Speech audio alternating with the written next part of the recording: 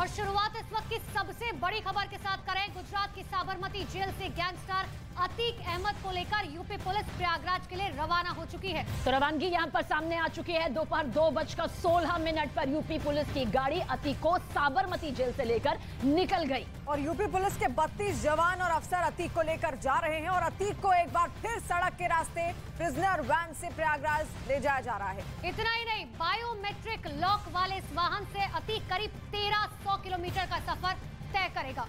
तो अहमदाबाद से प्रयागराज का एक बार सफर जो है वो फिर पुराने रूट से यहां पर तय किया जाएगा। तस्वीर भी इस वक्त आपके सामने। तो तस्वीर आप देखिए किस तरीके से जो काफिला है लगातार अब आगे बढ़ रहा है और इसी जो प्रिजनर वैन है उसमें ही अतीक अहमद बंद है और पूरी चाक चौबंद व्यवस्था के साथ उसको सीधे अब यहां से साबरमती जेल से प्रयागराज ले जाया जाएगा।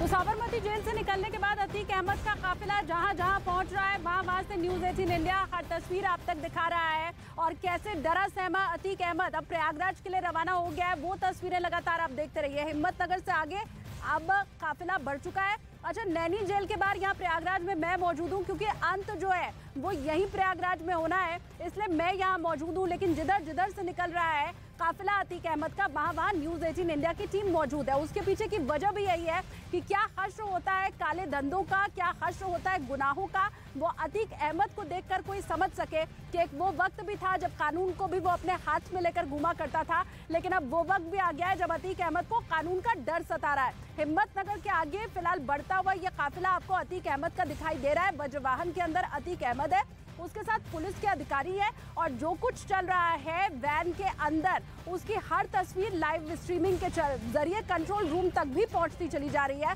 क्योंकि इस बार बॉडी वॉर्न कैमरा भी पुलिस टीम के साथ मौजूद है। जो अधिकारी हैं उनमें से ज्यादातर ने बॉडी वॉर्न कैमरा पहन रखा है और इसके जरिए हर हरकत अतीक अहमद की पहुंच रही है कंट्रोल रूम तक। इसकी जरूरत भी आखिर क्यों पड़ी वो भी समझना होगा क्योंकि अतीक अहमद का परिवार बार बार यह आरोप लगा रहा है कि इनकी मंशा तो दरअसल कुछ और है, प्रयागराज ले जाए जाने की वजह कुछ और है। ये सारा काम तो वीडियो कॉन्फ्रेंसिंग के जरिए भी हो सकता है, लेकिन इसीलिए ट्रांसपेरेंसी इस बार और ज्यादा बढ़ती जा रही है। ये आरोप सिर्फ अतीक अहमद के परिवार का शुरू से लेकर आज तक नहीं है। अतीक अहमद का भी डर दरअसल कुछ यही है, हत्या उसकी हो जाएगी, अतीक अहमद ये सोचता है। साबरमती जेल के बाहर निकलकर अतीक अहमद ने मीडिया के कैमरों पर क्या कहा वो आप सुनिए।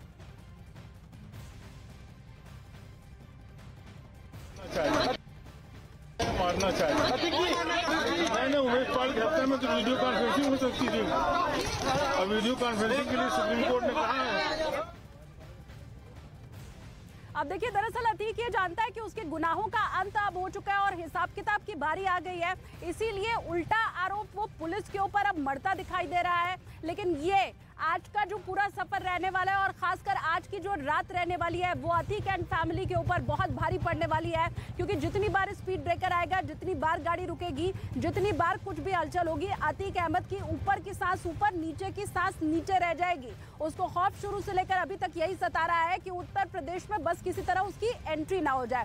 पहले भी वो यही चाहता था कि उसको साबरमती जेल में ही रखा जाए, उत्तर प्रदेश ना ले आया जाए, वो उत्तर प्रदेश जहां उसकी तूती बोला करती थी। ये सारी बातें तो आपको हम बताते ही चलेंगे, लेकिन अतीक अहमद का जो काफिला है वो किस किस जगह से होकर गुजर रहा है वो भी लगातार न्यूज़ 18 इंडिया की स्क्रीन के ऊपर आप देख पा रहे हैं। ये जो रूट मैप है ये कोई नया नहीं है। पिछली बार जिस रास्ते से अतीक अहमद को प्रयागराज ले आया जा रहा था उसी रास्ते को एक बार फिर से पुलिस की टीम की तरफ से चुना गया है क्योंकि यह रास्ता सबसे छोटा है जिस पर चलकर अतीक अहमद यहाँ प्रयागराज पहुंच सकता है। 2:15 बजे साबरमती जेल से अतीक अहमद को लेकर प्रयागराज पुलिस पहुंची है और 24 घंटे के भीतर यहाँ पहुंचना जरूरी है। उसके पीछे की वजह भी है, एक तो नियम और दूसरी बात यह भी कि कोर्ट तो देखिए शाम के समय बंद हो ही जाएगी। तकरीबन 4-5 बजे के पहले ही अतीक अहमद को यहाँ पर रहना होगा, पहुंचना होगा, उसे कोर्ट में प्रोड्यूस किया जाएगा और फिर उसके बाद जो पुलिस कस्टडी की मांग है वो की जाएगी। किस किस रास्ते से होते हुए अतीक अहमद का काफिला प्रयागराज पहुंचेगा वो आपकी टीवी स्क्रीन के ऊपर है। अभी फिलहाल गुजरात में अतीक अहमद है, हिम्मतनगर से आगे बढ़ चुका है, लेकिन इसके बाद जो सीमा शुरू होगी वो राजस्थान की सीमा शुरू होगी और वहां पर भी न्यूज़ 18 इंडिया की टीम मौजूद है। रूट मैप एक बार फिर से पिछली बार वाला ही है और उसी पर होता हुआ आगे बढ़ेगा अतीक अहमद का काफिला। उत्तर प्रदेश में एंट्री के समय हालांकि तारीख जरूर बदल जाएगी, लेकिन अतीक अहमद का जो डर है, जो भय है, जो खौफ है, वो नहीं बदलेगा। जनक का मैं एक बार फिर से रुख कर लेती हूँ। जनक, हिम्मतनगर पिछली बार अपडेट दिया था आपने, अभी कहां पहुंच चुका है काफिला?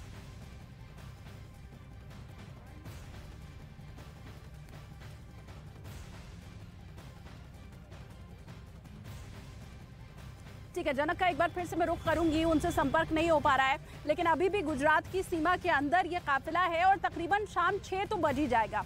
गुजरात छोड़ते छोड़ते अतीक अहमद को शाम 6 बज जाएगा और फिर उसके बाद राजस्थान की सीमा शुरू होगी। वहां से भी न्यूज 18 इंडिया की टीम हर जानकारी आप तक पहुंचाएगी और फिर ये तो अभी सुबह का समय है, सूर्यास्त अभी हुआ नहीं है, रोशनी है, दिन है। दिन के उजाले में जो अतीक का खौफ है वो जब मीडिया के कैमरों में रिकॉर्ड हो गया तो आप समझिए इस वज्रवाहन में बैठे बैठे जब शाम का अंधेरा होगा, जब सूर्यास्त होगा, जब रात गहराती जाएगी, उस वक्त अतीक का क्या हाल होगा। क्या आज की रात अतीक अहमद इस वज्रवाहन में, जिसकी सीधी तस्वीरें लगातार आप इस वक्त देख भी पा रहे हैं, अतीक अहमद क्या सो भी पाएगा? उधर अतीक अहमद और इधर अतीक अहमद की पूरी फैमिली भी, सबकी सांसें अटकी हुई हैं। जनक का एक बार फिर से मैं रुख करती हूँ। जनक, कहाँ तक पहुंचा काफिला?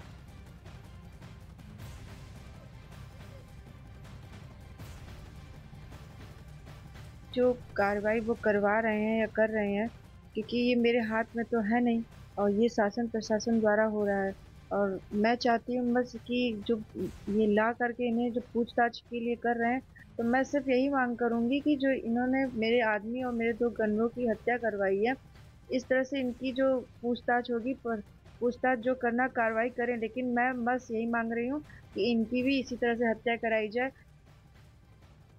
तो ये आपने उमेश पाल की पत्नी का बयान सुना है, वही उमेश पाल जिनकी हत्याकांड आज से 1.5 महीना पहले हो चुकी है और अब जबकि अतीक अहमद को एक बार फिर से प्रयागराज ले जाया जा रहा है तो उनके परिवार के अंदर भी भरोसा और ज़्यादा बढ़ गया है, न्याय मिलने का भरोसा और ज़्यादा बढ़ गया है। क्योंकि कल भी मेरी बात हुई थी, ये तो हमने आपको वक्तव्य उनका सुना दिया, उनकी बीवी जया पाल का। कल जब मेरी माताजी से बात हुई थी, जो कि उमेश पाल की माँ है, उनकी पत्नी से बात हुई थी, तो उन्होंने यही कहा था कि अभी तो जो सज़ा मिली है वो उमेश पाल अपहरण कांड की मिली है, जिसके लिए लगातार उमेश पाल लड़ते भी चले आ रहे थे। अब सजा तो जरूर अतीक अहमद को हो गई है, लेकिन उमेश पाल दुनिया में है नहीं।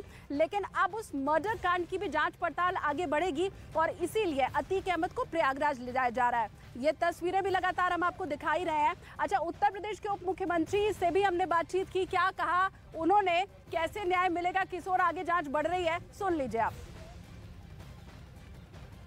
अतीक अहमद को साबरमती से प्रयागराज बार बार क्यों लाया जा रहा है सर? देखिए, माननीय अदालत का जो निर्णय है उसका हम अनुपालन कर रहे हैं और उत्तर प्रदेश राज्य में जो संगठित माफिया गिरोह थे, उत्तर प्रदेश राज्य में जो अपराधी समाजवादी पार्टी की सरकार में पुष्पित पल्लवित हो रहे थे, आज सब में कानून का भय है।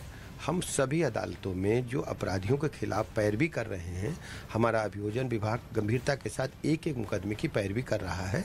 आज उत्तर प्रदेश राज्य अपराधियों को सजा दिलाने में पूरे देश में नंबर 1 पर है और इसीलिए लोग अपराधी उत्तर प्रदेश आने में डरते हैं। हमारी प्रतिबद्धता है कि उत्तर प्रदेश में हम कानून का राज स्थापित करेंगे। हम जीरो टॉलरेंस की नीति के साथ आगे बढ़ रहे हैं। FIR ही दर्ज नहीं करेंगे, हम समय सीमा में चार्जशीट भी लगाएंगे और चार्जशीट लगने के उपरांत कोर्ट के माध्यम से पैरवी करके कड़ी से कड़ी सजा भी दिलाएंगे। महिलाओं और बच्चों के प्रति अपराध में हमें सफलता मिली है। हम पूरे देश में टॉप पर हैं और हमने 6 माह के अंदर फांसी से लेकर आजीवन कारावास तक की सजा। तो चाहे उप मुख्यमंत्री हैं या फिर मुख्यमंत्री हैं, वो बार बार यही आश्वासन देने की कोशिश कर रहे हैं कि अतीक अहमद के दिन भी लद गए, माफियाओं के दिन भी लद गए और अब ऐसा कोई दूसरा माफिया पैदा होने का नाम भी नहीं लेगा। किस तरह से अंजाम तक पहुंचाना है ऐसे लोगों को बखूबी पता है।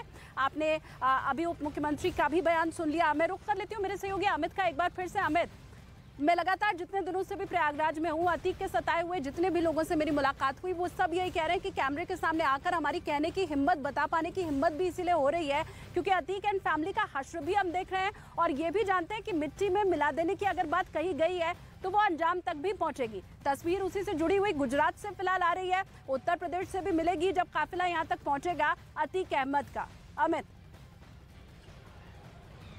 देखिए शालिनी, रात 2 बजे के आसपास बताया जा रहा है कि जो काफिला है अतीक अहमद का वो रात 2 से 2:30 बजे के आसपास उत्तर प्रदेश में दाखिल होगा। झांसी मध्य प्रदेश का जो बॉर्डर है शिवपुरी से जो सीधे सड़क आती है और झांसी में एंटर करती है, वहां पर 2 बजे या 2:30 बजे के आसपास वो एंटर करेगा। और कल दोपहर 2:30-3 बजे के आसपास 2-2:30-3 बजे तक ये जो काफिला है वो प्रयागराज पहुंच जाएगा। 2-2:30-3 बजे के आसपास, यानी झांसी एंटर करने के बाद झांसी से जालौन, अगर झांसी में रुकते हैं और कहीं ना कहीं जो तकनीकी देखभाल की बात कही गई है कि गाड़ियों को सर्विस होगा, अगर झांसी सिविल लाइन में उसकी सर्विसिंग होती है तो उसके बाद शहर के अंदर जाते हुए सर्विस होते हुए उसके बाद ब्रेकफास्ट वगैरह करके सभी जो पुलिस अधिकारी हैं, जो 35 से 40 जो अधिकारी होंगे या जवान होंगे, वो सीधे जालौन की तरफ जाएंगे।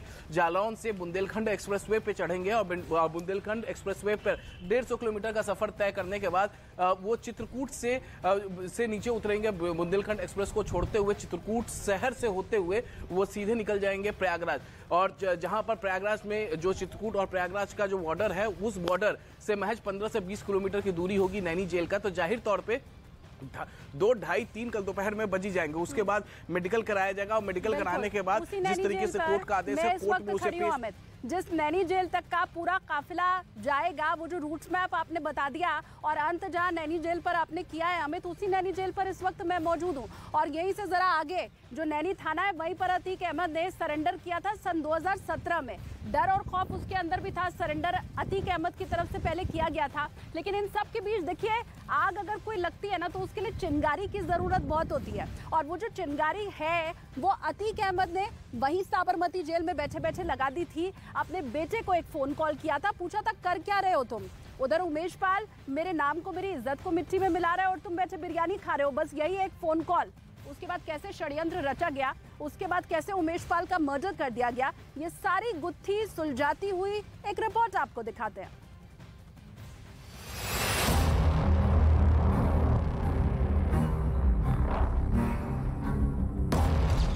अतीक ने दिया उमेश पाल की हत्या का ऑर्डर।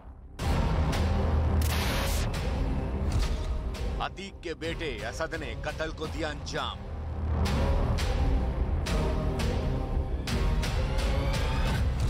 अतीक के बेटे असद पर 5 लाख का इनाम।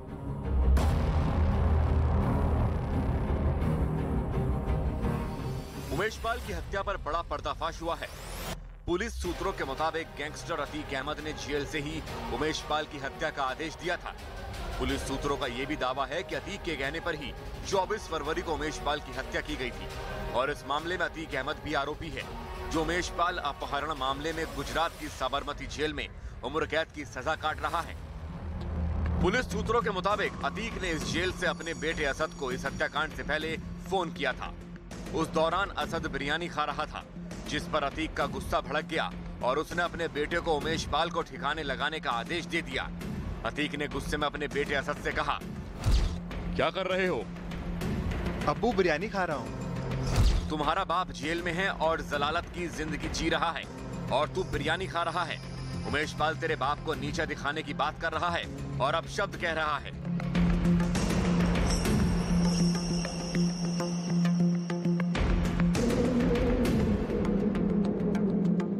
अतीक से फोन पर बात करने के बाद असद ने उमेश पाल की हत्या को अंजाम दिया। हालांकि अतीक की पत्नी शाइस्ता परवीन इसके लिए तैयार नहीं थी। शाइस्ता ने अतीक से कहा कि बब्बल, हमें अपने बेटे को इसमें शामिल नहीं करना चाहिए।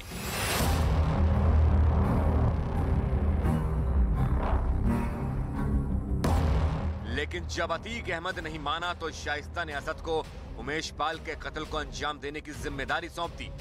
खबर है कि अतीक के घर वालों ने पहले पैसे देकर उमेश पाल का मुंह बंद रखने की कोशिश की थी, लेकिन जब वो नहीं माने तो उनकी हत्या की प्लानिंग की गई। इस वारदात के बाद से ही असद फरार है। यूपी पुलिस ने उस पर 5 लाख रुपए का इनाम रखा है। बताया जा रहा है कि असद ने दिल्ली में अतीक के गुर्गे खालिद के घर में शरण भी ली थी। और अब अतीक अहमद से जुड़ी 10 बड़ी और जरूरी खबरें। अतीक अहमद को साबरमती जेल से लेकर रवाना हुई यूपी पुलिस। धूमनगंज केस में अतीक अहमद को प्रयागराज कोर्ट में पेश किया जाएगा। इससे पहले यूपी पुलिस ने अतीक को कब्जे में लेने की प्रक्रिया पूरी की। उसके बाद कड़ी सुरक्षा के बीच यूपी पुलिस का काफिला प्रयागराज के लिए निकला। अतीक अहमद को सड़क के रास्ते प्रयागराज लाया जा रहा है। पिछली बार भी अतीक को सड़क के रास्ते लाया गया था। इसी से पहले 27 मार्च 2023 को साबरमती जेल से प्रयागराज लाया गया था और अब एक बार फिर उसे साबरमती जेल से प्रयागराज लाया जा रहा है।